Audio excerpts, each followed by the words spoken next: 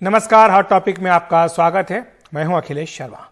एक तरफ प्रशांत किशोर के कांग्रेस में शामिल होने पर सस्पेंस बना हुआ है, वहीं कुछ सूत्रों का कहना है कि प्रशांत किशोर 2024 के लिए बनाए गए कांग्रेस पार्टी के एम्पावर्ड एक्शन ग्रुप के सदस्य बनने जा रहे हैं। हालांकि पार्टी में उनकी भूमिका को लेकर मतभेद कायम है।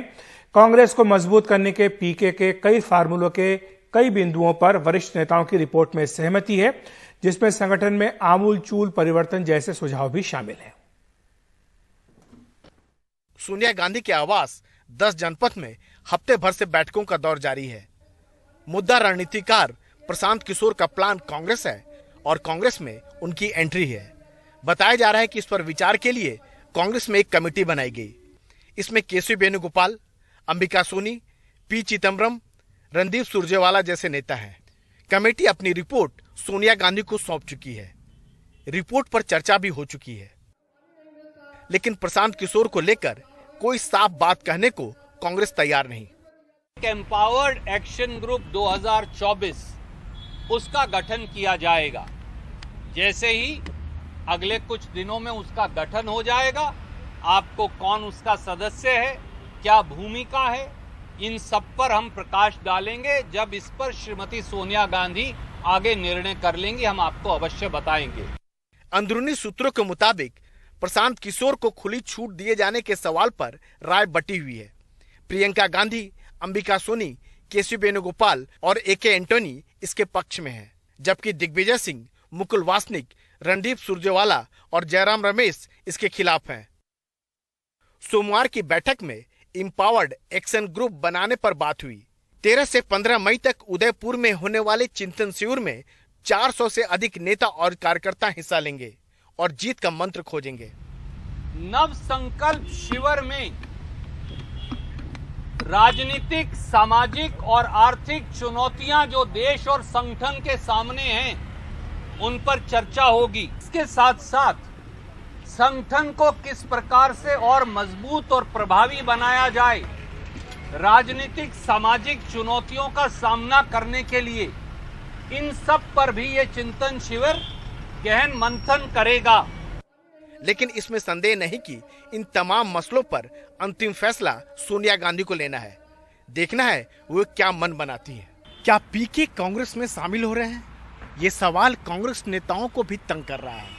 चुप्पी बताती है कि कहीं कुछ पक रहा है या पक चुका है, और बेचैनी बताती है कि सब सोच रहे हैं कि इसके बाद कांग्रेस में क्या कुछ बदल जाएगा।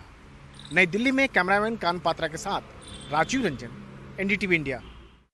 वहीं महाराष्ट्र की बात करें तो वहां लाउड स्पीकर को लेकर जारी विवाद के बीच सोमवार राज्य के गृह मंत्री दिलीप वलसे पाटिल ने इस मुद्दे पर समाधान निकालने के लिए एक सर्वदलीय बैठक बुलाई। हालांकि बीजेपी ने इस बैठक का बहिष्कार किया और राज्य सरकार की मंशा पर सवाल उठाया, जबकि बैठक के बाद राज्य सरकार ने केंद्र सरकार से गाइडलाइन जारी करने की मांग की है। सर्वदलीय बैठक के बाद गृह मंत्री दिलीप वलसे पाटिल ने बताया कि बैठक में यह तय किया गया है कि सुप्रीम कोर्ट के मौजूदा नियमों को लागू किया जाएगा। केंद्र सरकार से लाउडस्पीकर के इस मुद्दे पर एक गाइडलाइन बनाने की मांग की जाएगी। जो सुप्रीम कोर्ट ने जो निर्णय दिया है और उसके तहत जो गवर्नमेंट रेजोल्यूशंस गवर्नमेंट ने इसके पहले इशू किए हैं, उस गवर्नमेंट रेजोल्यूशन के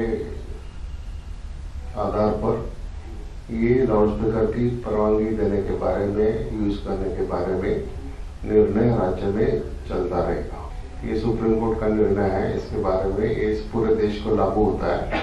तो इस बारे में अगर केंद्र सरकार ही निर्णय लेगी तो सभी के लिए सुविधा होगी। बुलाए जाने के बावजूद इस बैठक में बीजेपी के नेता मौजूद नहीं रहे।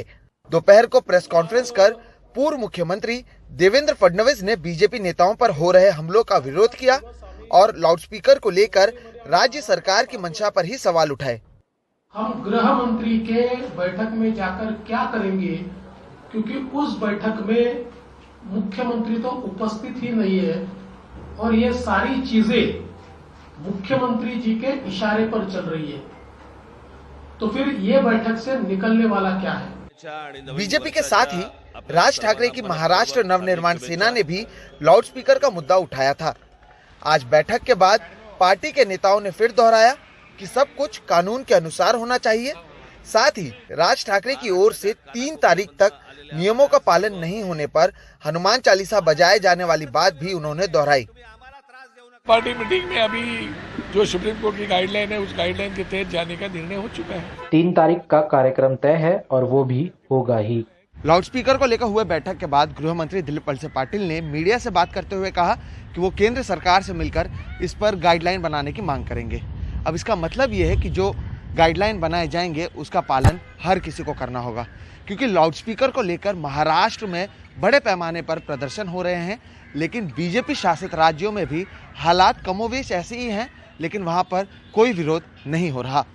मुंबई से कैमरा पर्सन प्रवीण जी रोहित के साथ सोहित मिश्रा, एनडीटीवी इंडिया।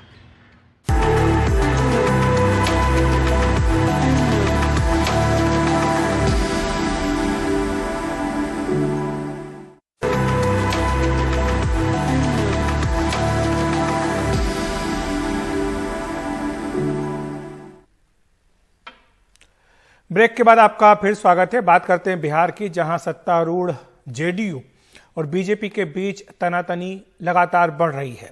ताजा मामला समान नागरिक संहिता का है और साथ ही पाठ्यक्रमों में बदलाव का भी। जहां बीजेपी के सुर अलग है, वहीं जेडीयू के तेवर तीखे होते जा रहे हैं।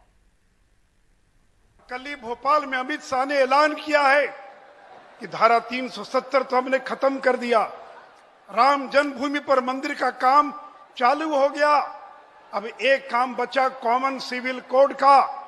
कल अमित शाह ने ऐलान किया है कि देश के अंदर जहां जहां बीजेपी की सरकारें हैं, वो अपने अपने राज्य में कॉमन सिविल कोड, समान नागरिक संहिता को भी और लागू करने का काम करेगी। वीर कुंवर सिंह जयंती पर जगदीशपुर में सुशील मोदी के इस ऐलान को खारिज करने में जेडीयू ने जरा भी समय नहीं लिया।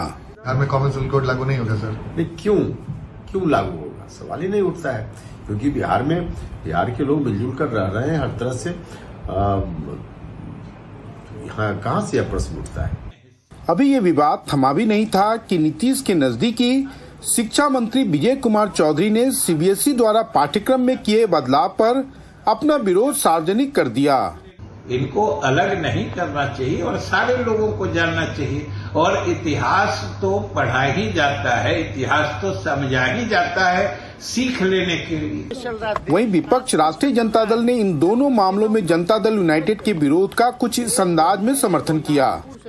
ये आरएसएस के एजेंडे पे देश चल रहा है, देश नागपुर से चल रहा है, ये तो हम लोग पहले से बोलते रहे। देश जो है वो नागपुर से चल रहा है, और जाहिर सी बात है वो पूरे मुल्क में आरएसएस जो एजेंडा जो है अपना संविधान की जगह पर वो अपना एजेंडा लागू करना चाहता है। कुछ मुद्दों पर मतांतर के बावजूद फिलहाल बिहार में नीतीश कुमार सरकार को इसलिए कोई खतरा नहीं है, क्योंकि जिन मुद्दों पर भाजपा का विरोध है, जैसे जातिगत जनगणना, जहां पर नीतीश कुमार को बिहार के कमोबेश हर राजनीतिक दल का समर्थन प्राप्त है, वहां पर उन्होंने अपना अगला कदम किसी न किसी बहाने अभी तक टाला हुआ है।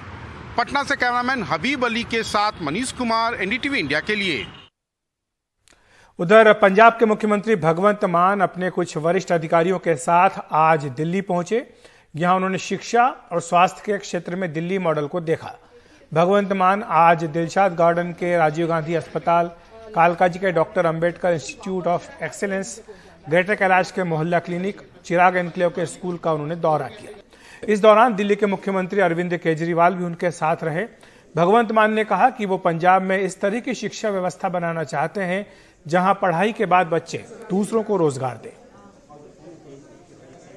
ये एजुकेशन ਦਾ ਨੈਕਸਟ ਲੈਵਲ ਹੈ, ਜਿਹਨੂੰ ਅਸੀਂ ਬੜੇ ਬੜੇ ਸਕੂਲ ਹਜੇ ਸੋਚ ਵੀ ਨਹੀਂ ਸਕਦੇ, ਉਹ ਸਰਕਾਰੀ ਸਕੂਲ ਦੇ ਵਿੱਚ ਲਾਗੂ ਹੋ ਚੁੱਕਿਆ ਹੈ ਔਰ ਡਿਜੀਟਲ ਪੜ੍ਹਾਈ ਚੱਲ ਰਹੀ ਹੈ ਔਰ ਬੜੀਆਂ ਬੜੀਆਂ ਕੰਪਨੀਆਂ ਨਾਲ ਜਿਹੜਾ ਕੋਲੈਬੋਰੇਸ਼ਨ ਚੱਲ ਰਹੀ ਹੈ।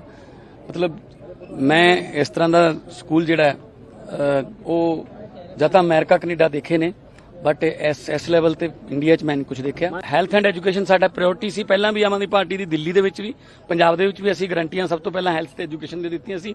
ਬੜੀ ਜਲਦੀ ਤੁਹਾਨੂੰ ਪੰਜਾਬ ਦੇ ਵਿੱਚ ਜਿਹੜੇ ਨੇ ਸਕੂਲ, ਜਿਹੜੇ ਸਮਾਰਟ ਸਕੂਲ ਜਾਂ ਇਸ ਤਰ੍ਹਾਂ ਦੇ digital school, extra digital school देखने को मिलेंगे। वहीं भगवंत मान के इस दौरे को लेकर अकाली नेता दलजीत सिंह चीमा ने ट्वीट किया। उन्होंने लिखा कि शिक्षा के दिल्ली मॉडल के अध्ययन के लिए दौरा करने से पहले भगवंत मान को अपने स्कूलों में जाकर उनकी ताकत और कमजोरियों को समझना चाहिए। आज का राजनीतिक ड्रामा भले ही चुनावी राज्यों में इस छद्म मॉडल को बेचने में मददगार हो, लेकिन इससे राज्य को ज्यादा फायदा नहीं मिलेगा। और वहीं पंजाब कांग्रेस के अध्यक्ष अमरिंदर सिंह राजा ने भी एक ट्वीट किया है। उन्होंने लिखा है कि पिछले 1 महीने में आपकी सरकार में 14 पंजाब के किसानों ने आत्महत्या की। इन 14 किसान परिवारों में से कितने परिवारों से भगवंत मान मिले हैं? दिल्ली जो बार बार चल देते हो आप, कहीं दिल्ली का कोरोना से लड़ने वाला फेल मॉडल यहां तो नहीं ला रहे? 5 साल क्या दिल्ली से ऐसे ही सरकार चलेगी?